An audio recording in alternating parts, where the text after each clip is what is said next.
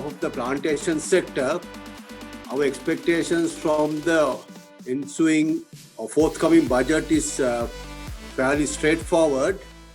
Most important thing is that while our sector appreciates and acknowledges the efforts that the government is taking to develop the local economy by import substitution, we believe that important and critical agricultural inputs such as fertilizer and chemicals that have a direct impact on crop production and quality must have an unrestricted and free flow. So that is very important in order to maintain the production base.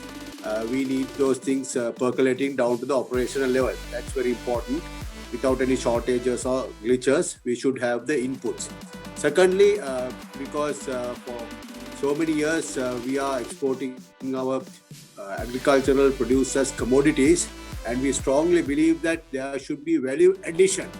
Or even in the case of tea, over 100 years of production, we are only having about 40% value addition, and we believe that the government should give incentives for value addition and have restrictions or limitations on the quantity that can be exported in the commodity form. This is very important in order that the producers also get a better price at the auctions, so that their involvement in the industry is strengthened.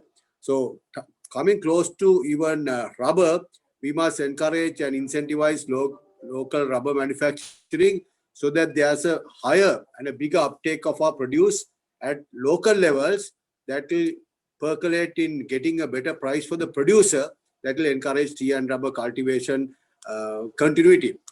In terms of prices, producers are facing many challenges.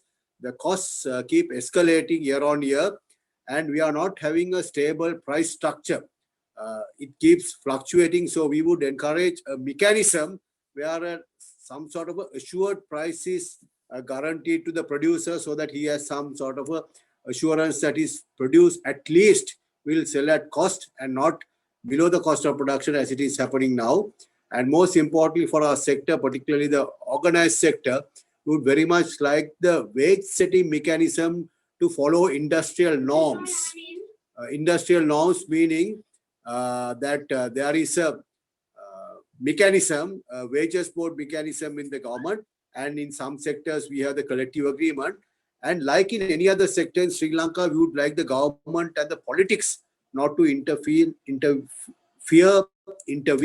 and impose wages that the industry cannot afford. The industry stakeholders must have negotiations or discussions and set the wages, and there should not be external impositions on wage setting mechanism.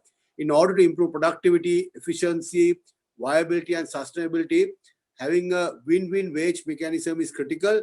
And in this instance, we are hopeful that the government will take the big picture into consideration and allow the industrial players or the stakeholders to set the wages that is pertaining and relevant to their industry. Particularly in our case, ours is a highly politically sensitive industry, so the wages should be set according to the affordability and the requirements of the trade and the industry.